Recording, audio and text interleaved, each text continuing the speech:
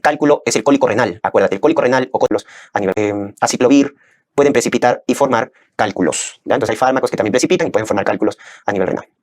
La manifestación aguda del cálculo es el cólico renal. Acuérdate, el cólico renal o cónico nefrítico es la manifestación aguda de lo que viene a ser una urolitiasis. Te van a decir dolor a nivel lumbar o dolor a nivel de flanco que se irradia a la zona genital. Dolor lumbar, dolor en flanco que se irradia a la zona genital, con náuseas, vómitos, hematuria. Dolor lumbar con hematuria en un joven, tienes que pensar cólico renal, ¿correcto? Dolor lumbar con hematuria en joven, piensa en cólico renal. Es un dolor muy severo, que no tiene posición antálgica, ¿correcto? Muy bien. Cuando te dicen el estudio inicial para evaluar un cólico renal, ecografía. Es el estudio inicial, para ver si hay datos de hidronefrosis, si se altera el parénquima renal. Pero si te dicen la prueba confirmatoria, la prueba que confirma, la prueba que nos diagnostica el gol estándar es la tomografía, el urotem, ojo, sin contraste, ¿correcto? Entonces diferencia bien, si tú sospechas un cólico renal, el estudio inicial para evaluar es la ecografía, pero el gol estándar, la prueba confirmatoria es el urotem sin contraste. ¿Estamos? Muy bien. El tratamiento de un cólico nefrítico es AINES para calmar el dolor, o sea, una buena analgesia, y luego que pase el dolor, una buena hidratación, ¿ya? Pero ¿qué pasa si no calma? Con AINES, le colocamos AINES, altas dosis, no calma, entonces ya es un cólico nefrítico complicado. ¿Cuándo es complicado? Cuando el dolor es refractario, cuando hay fiebre, cuando hay datos de hidronefrosis, eso es un cólico nefrítico complicado. Y lo que hay que hacer ahí, recuerden ya, es la derivación urinaria. Cuando es un cólico nefrítico complicado, derivación urinaria, ¿ya? Y acá acuérdate, puede ser por abajo, que es lo típico, mediante un catéter, una sonda, se llama catéter doble J, también llamado catéter pigtail, también llamado stent ureteral, endoprótesis ureteral, tiene todos esos nombres. Y si no se puede por abajo, por arriba. Nefrostomía percutánea, ¿ya? Que se hace por abajo. Entonces la derivación urinaria es, en este caso, para el cólico complicado. Muy bien. Y en el caso crónico, planteamos en algunos casos lo que es el tratamiento expulsivo. El tratamiento expulsivo generalmente se recomienda para los cálculos que miden más de 10 milímetros. Porque los menores de 10, específicamente los menores de 5 milímetros, cálculos pequeños, menos de 5 milímetros, salen espontáneamente. Solo hay que bajar el sodio, las proteínas, ¿no es cierto? Hidratación adecuada y se expulsan solitos los cálculos. Pero si ya son más de 10 milímetros, es difícil la expulsión espontánea. Entonces ahí sí un tratamiento expulsivo. Y recuérdate, cuando el cálculo entonces mide más de 10 milímetros, es único, es blando, entonces se indica la litotripsia extracorpórea con ondas de choque. Cálculo pequeño, único, blando, litotripsia extracorpórea con ondas de choque. Cuando no se puede hacer este tipo de tratamiento expulsivo, hacemos la ureteroscopía. ¿Ya? La ureteroscopía es el tratamiento cuando no se puede hacer la litotripsia, ¿ya? Por anatomía desfavorable, paciente con obesidad mórbida, ¿no es cierto? Entonces ahí hacemos la ureteroscopía como una alternativa. Ya cuando el cálculo es más de 20 milímetros, grande, múltiple, duro, recuerden que la dureza se evalúa con la tomografía, con las famosas unidades de Hansfield, menos de 1000 unidades, blando, más de 1000 unidades de Hansfield, duro. Entonces cálculo grande, duro, múltiple, nefroscopía, que es ya el tratamiento quirúrgico, o también llamada nefrolitotomía percutánea. Nefrolitotomía percutánea o nefroscopía vendría a ser el tratamiento para cálculos duros, grandes, múltiples, ¿correcto? Entonces recuerda acá, en el tratamiento o en la manifestación de una urolitiasis tienes el cuadro agudo, que es el cólico renal, y en el cuadro crónico planteas el tratamiento expulsivo, ¿correcto? Bien. Y el otro componente del resumen integral, chicos, es lo que vienen a ser las neoplasias, ¿ya, doctores? Las neoplasias urológicas. Entonces acá vamos a ver desde las benignas, como la HBP, la hiperplasia benigna de próstata, hasta las malignas, como son el cáncer, ¿no? De próstata, testículo, renal y vejiga. Entonces, comenzamos. Comenzamos con los aspectos generales de la hiperplasia benigna de próstata. Decir que la teoría hormonal es la más aceptada, ¿correcto? La teoría hormonal. Ojo, la teoría hormonal es la más aceptada tanto en el HBP como en el cáncer de próstata. ¿Y esto a qué se refiere? A que el aumento en la función, en la actividad de la dihidrotestosterona, que es el andrógeno más importante en el varón, es el responsable, ya sea del crecimiento benigno o del crecimiento maligno. Pero recordar, en cuanto a la localización, que la hiperplasia se localiza más frecuentemente, como están viendo en la zona amarilla, ahí el punto amarillo, en la zona transicional. Zona transicional. Y con respecto a los lóbulos, en el lóbulo medio y lóbulos laterales. Localización más frecuente del HBP. Zona transicional, lóbulo medio, lóbulo lateral. Y decir que el HBP es la uropatía obstructiva, es la causa de uropatía obstructiva más frecuente en adultos mayores, así como la litiasis en joven, el HBP en adultos mayores, ¿verdad? Ya está. Eso es en cuanto a las generalidades. En cuanto a lo que viene a ser el diagnóstico, muy importante. El diagnóstico, y eso también va para la parte maligna del cáncer de próstata, es esto de acá, la presencia de los famosos síntomas de tracto urinario bajo, ¿correcto? Donde tenemos a los síntomas obstructivos y tenemos a los síntomas irritativos. Cuando hablamos entonces de los síntomas obstructivos irritativos, son los síntomas de tracto urinario bajo. Obstructivos, ¿no es cierto? Como goteo postmiccional, el chorro débil, la retención aguda de orina, etc. O irritativos, como la nicturia, la disuria, la poliaquiuria, etc. Entonces, sean obstructivos, irritativos, son los llamados síntomas de tracto urinario bajo. Y así se presenta el HBP. Entonces, frente a esos síntomas, ¿qué debo hacer en un adulto mayor? La evaluación pasa por hacer un tacto rectal y pasa por hacer un PSA.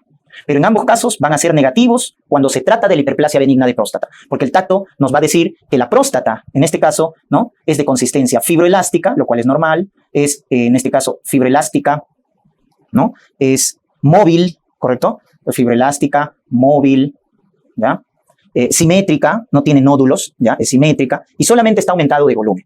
Entonces es un tacto negativo para cáncer. Entonces eso es compatible con un cuadro benigno. Y el PSA, que nos sale negativo porque es menos de 4 nanogramos por mililitro. Entonces, menos de 4 de PSA, también recuerden que el PSA es el marcador tumoral más sensible para cáncer de próstata, en este caso negativo. Entonces, tacto y PSA, los negativos nos indican una hiperplasia benigna de próstata, porque clínicamente y bioquímicamente no hay cáncer, ¿correcto? Ya está. Pero recordar, en este caso del HPP, que hay obstrucción. Y esa obstrucción, ojo, no depende del tamaño de la próstata. Eso es un dato muy importante que deben recordar. Es decir, miren, por ecografía transrectal podemos determinar el tamaño de la próstata, ¿no? Recuerden que lo normal es que la próstata tenga un volumen de 20 cc o 20 gramos. Entonces decimos que el HPP es de grado 1 cuando está entre 20 y 30, el volumen de la próstata. Grado 2 cuando está entre 30 y 50. Grado 3 cuando está entre 50 y 80. Y grado 4 cuando está en más de 80. Esos son los grados de HPP por ecografía transrectal. Pero esto difiere del grado de obstrucción. O sea, el tamaño de la próstata no determina el grado de obstrucción. Eso deben acordarse. O sea, un paciente puede tener una próstata muy grande, pero no tener síntomas. Porque el tamaño no determina la clínica de obstrucción, ¿no? Sino hacia dónde crece la próstata. Entonces, el grado de obstrucción lo podemos ver con ecografía, calculando el residuo postmiccional, que es más del 10% o más de 50 mililitros, ¿no? Eso ya nos habla de cierto grado de obstrucción, ¿no? Cuando el residuo postmiccional es más del 10% o más de 50 mililitros. Pero el que definitivamente nos confirma la obstrucción es la flujometría urinaria. Ojo, esa es la prueba más sensible para determinar la obstrucción, para confirmar la obstrucción, la flujometría, ¿ya? Mucho cuidado. Entonces, si un paciente tiene síntomas, tiene aumento de volumen de la próstata, ¿no es cierto? Y hemos descartado que se trate de un cáncer, tacto, que sea negativo, entonces el diagnóstico es una hiperplasia benigna. Vas a tener esos componentes. O sea, te dicen la historia clínica de síntomas de tracto urinario bajo. Le tomas ecografía, está aumentado de volumen. Hay residuo postmiccional, hay obstrucción, o la flujometría, te dice velocidad del flujo urinario, menos de 10 mililitros por segundo. Entonces, hay obstrucción en una próstata aumentada de volumen, con clínica, y has descartado cáncer porque el tacto y el PSA es negativo. Entonces, ahí te quedas con el diagnóstico de hiperplasia benigna de próstata. Y ahora, el tratamiento que le vas a dar, en el caso leve, lo que se recomienda es la fitoterapia, ¿no? Fitoterapia. Y evitar fármacos que pueden complicar la clínica, como por ejemplo el alcohol, la cafeína, los anticolinérgicos están contraindicados en un paciente con HPP. Mucho cuidado con atopina, si es un paciente que tiene poco bromuro hipatropio, etc. ¿ya? Los anticolinérgicos, el alcohol, la cafeína, pueden descompensar al paciente con HPP. Ese es en el leve. En el moderado, básicamente lo que se hace en el HPP ya es dar manejo farmacológico. Y si te preguntan qué manejo farmacológico se da, los antagonistas de los alfa-1 o los antagonistas de los 5-alfa reductasa. Esos son los fármacos que se emplean en HPP. ¿Quién es el antagonista de los alfa-1? Tamsulosina. ¿Quién es el antagonista de la 5-alfa reductasa? Finasteride. Acuérdense, entonces, los fármacos que se emplean en HPP. Tamsulosina, bloqueador, o como quieras llamarlo, antagonista de los receptores alfa-1, adrenérgicos, y finasteride, que bloquea la 5-alfa reductasa. Y en los cuadros severos, ya ahí se recomienda el tratamiento invasivo, ¿no es cierto? Si la próstata tiene un tamaño de menos de 80 cc, RTU de próstata, resección transuretral de próstata. Pero si es más de 80, la prostatectomía simple, ¿correcto? Que es una cirugía abierta. Entonces, cuando la clínica es severa, y eso deben acordarse también, cuando la clínica es severa en HPP, que es indicación de cirugía, la clínica severa es hematuria macroscópica o infección urinaria recurrente. Entonces, si hay hematuria macroscópica o infección urinaria recurrente, es indicación de cirugía en HPP. ¿Qué más? Datos de hidronefrosis o retención aguda de orina constante. Ese abuelito que a cada rato le colocamos su sonda Foley. Entonces, si tiene retención aguda de orina o datos de hidronefrosis, hay que operar. Si tiene cálculos o divertículos en la vejiga, producto del HPP, hay que operar. Entonces, acuérdate al menos esas 6 indicaciones. Hematuria recurrente, infección urinaria recurrente, retención aguda de orina, hidronefrosis, cálculos en la vejiga o divertículos en la vejiga. Hay que operar. Y la técnica depende del tamaño. Si la próstata mide menos de 80, resección transuretral de próstata. Si es más de 80, prostatectomía simple. Y si te quieren complicar la vida y te colocan qué cirugía se recomienda en pacientes de alto riesgo en HPP, es la cirugía con láser. Enucleación, así se llama, enucleación con láser olmio o tulio. Enucleación en pacientes con alto riesgo de sangrado. Vamos al cáncer de próstata. En el caso del cáncer de próstata, recordemos la localización. Acá está, en negro. Zona más frecuente, zona periférica.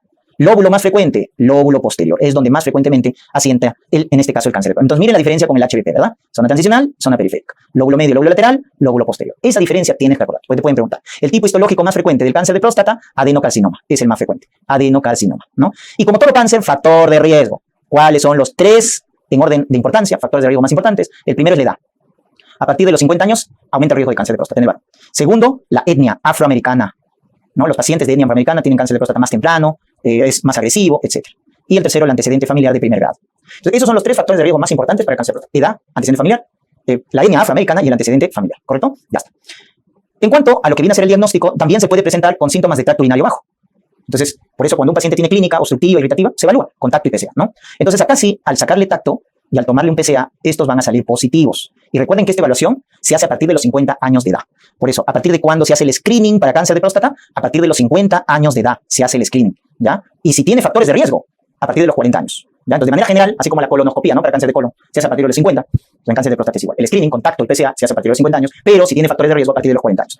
Y acá el tacto nos va a salir positivo, porque nos va a decir que la próstata es de consistencia pétrea, dura, es inmóvil, es asimétrica, o sea, tiene nódulos, nodular, asimétrica. Eso es sospecha de cáncer, clínicamente, con el tacto. Y en el PSA nos va a salir elevado, más de 7 nanogramos, más de 7.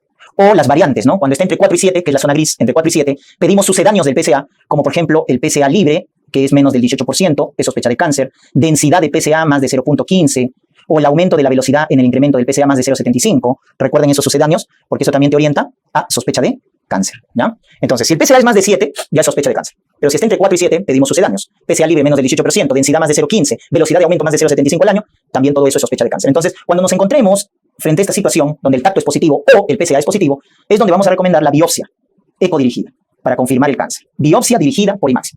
Esas son las indicaciones de biopsia de una próstata, ¿correcto? Donde sacamos 10 a 12 muestras para evaluar el factor pronóstico más importante del cáncer de próstata, que es el factor de Gleason. Ojo con Gleason, ¿ah? Porque te estoy mencionando, es el factor pronóstico más importante para el cáncer de próstata localizado. Si el puntaje es bajo, es de bajo riesgo. Si es alto, es del alto riesgo. ¿No? Fácil. Entonces, si Gleason nos sale un puntaje de 5 o 6, buen pronóstico. Pero si nos sale 8 o 10 de Gleason, mal pronóstico. 8 o 10 de Gleason es mal pronóstico. ¿Ya? Ahí tienen las indicaciones para hacer biopsia dirigida por imagen en un paciente con sospecha de cáncer. ¿Ya? Muy bien. Ahí está el estadiaje. Ojo, les hago recordar, T1 es el no palpable, T2 es el palpable, T3 ya cuando invade cordón espermático y T4 cuando invade órganos adyacentes. ¿Ya? T1 no palpable, T2 palpable, T3 puede invadir, vesícula seminal, ¿no? T3 vesícula seminal, como estamos viendo ahí en la imagen, y T4 ya órganos adyacentes, ¿no? Como cuello de vejiga, recto, etc. Entonces, ¿hay factores de mal pronóstico en un cáncer de próstata? Sí. Por ejemplo, un factor T2, T2E, porque hay subclasificaciones del T2, T2E, T3, T4 ya es mal pronóstico. Que el PSA, que es el marcador tumoral más sensible para el cáncer de próstata, esté muy elevado, más de 10. O que el Gleason sea elevado, 8 o 10. Esos son factores de mal pronóstico. Estadio avanzado, PSA elevado, Gleason de 8 a 10. Por eso, doctores, se dice que el PSA no solo es diagnóstico, sino también pronóstico. Entonces, es muy importante que recuerden del PSA, que es el marcador tumoral más sensible y que evalúa el pronóstico en cáncer de próstata. ¿Correcto? Ya está. Entonces, frente a estos factores de riesgo, o factores de mal pronóstico, ¿qué debemos solicitar en el paciente con cáncer de próstata? Una gammagrafía ósea. Y se preguntarán por qué. Porque la metástasis más frecuente del cáncer de próstata es a hueso.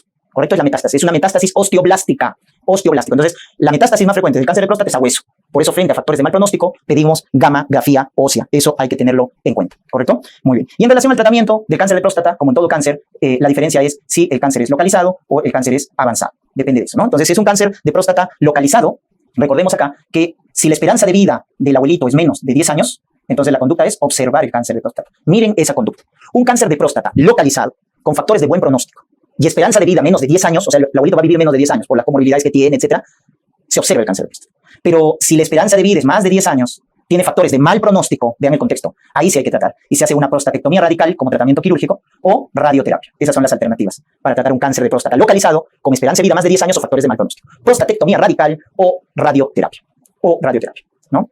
Que son iguales en eficacia. Y el avanzado, o sea, cuando tienes un cáncer de próstata avanzado, que ya en este caso pues tiene metástasis a hueso, etcétera, lo que se busca es un bloqueo androgénico total. Bloqueo androgénico total. También lo pueden llamar como castración. Y esta castración o bloqueo androgénico total se hace mediante cirugía, una orquiectomía simple, que es lo más barato y lo más efectivo, o mediante tratamiento hormonal. Por eso miren bien, el tratamiento hormonal es para cáncer de próstata avanzado, ¿ya? Entonces lo más sencillo, sacarle los testículos, orquiectomía simple y se acabó la cosa. Pero hay pacientes que no desean ese tratamiento, ¿no? Entonces ahí viene la hormonoterapia, donde se emplea análogos de GnRH más antiandrógenos, análogos de GnRH como leuprolide y antiandrógenos como flutamida, cicloterona, etc. ¿Ya? Muy bien. Y cuando es resistente, ya es resistente a la castración, ojo, si te preguntaran cáncer de próstata resistente a la castración, cáncer de próstata avanzado, se entiende, resistente a la castración, se emplea esta inmunoterapia conocida con el nombre de docetaxel, ya cuando es resistente a la castración. Entonces empleamos inmunoterapia con docetaxel. Vamos al cáncer de testículo. Esto ya es en gente joven. Por eso cuando te pregunten, el cáncer de testículo más frecuente en joven, ¿cuál es? El que deriva de células germinales, que se llama seminoma. Seminoma, ese es el más frecuente, que deriva de células germinales. Pero en un adulto mayor es diferente. En el adulto mayor predomina linfoma testicular.